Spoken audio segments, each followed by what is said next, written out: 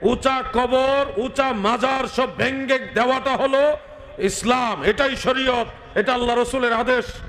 যে সহিহ মুসলিম, সুনান আবি দাউদ, সুনান ইবনে মাজাহ, মিশকাতুল মাসাবিহ সহ অন্যান্য হাদিস গ্রন্থসমূহের মধ্যে একটা হাদিস রয়েছে, শেরে খোদা হযরত আলীউল মুরতুজা কাররামাল্লাহু ওয়াজহাহু, তিনাকে আল্লাহ রসুল বলেছিলেন, আলী মূর্তি পেলে ভেঙ্গে চুরমার করে দিবে, উঁচু কবর পেলে ভেঙ্গে সমান করে দিবে, কিন্তু কবর পাকা করা জায়েজ না। পরিষ্কার মুসলিমের হাদিস, সহিহ মুসলিম, নাহা রাসূলুল্লাহ সাল্লাল্লাহু আলাইহি ওয়াসাল্লাম আইয়ুজসিসাল কুবুর, কবর পাকাকে আল্লাহ রাসূল নিষেধ করছেন। এজন্য কবর পাকা করা সুন্নতের খেলাফ, বিদআত। এটা কি? ওখানে আগরবাতি মোমবাতি জ্বালানো বিদআত। কবর তোয়াফ করা হারাম, আর কবরে সেজদা করা শিরকে আকবার। সমস্ত বুজুর্গদের কবরকে কেন্দ্র করে সংগঠিত শিরক বিদআতের আখড়াকে তারা পছন্দ করে না।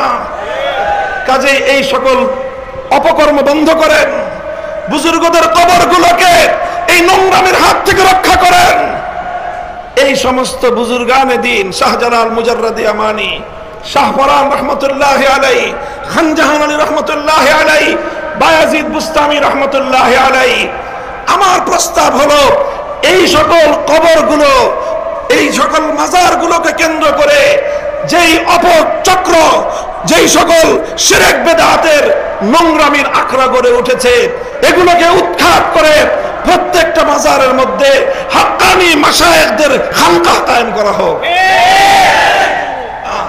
প্রত্যেকটা কবরের সেখানে খানকাহ কায়েম করে হাক্কানি সিলসিলার মাশায়েখদেরকে বসায় রাসূল আকরাম সাল্লাল্লাহু আলাইহি ওয়াসাল্লামের মৌন এক কর্মসূচি, তাজকিয়া এবং ইসলাহের কাজ সেখান থেকে শুরু করতে হবে। বায়াত করেন, কাকে কোন মাজারে বসাবেন ঠিক করেন, কাকে কোন মাজারে। শাহজালাল মুজাররদি আমানির মাজারে এমন এক বুজুর্গ দিবেন যিনি শুধু তসবিহ জপে না, শাহজালাল মুজাররদি আমানির মতো গৌর গোবিন্দের বিরুদ্ধে জিহাদেও যেতে পারে।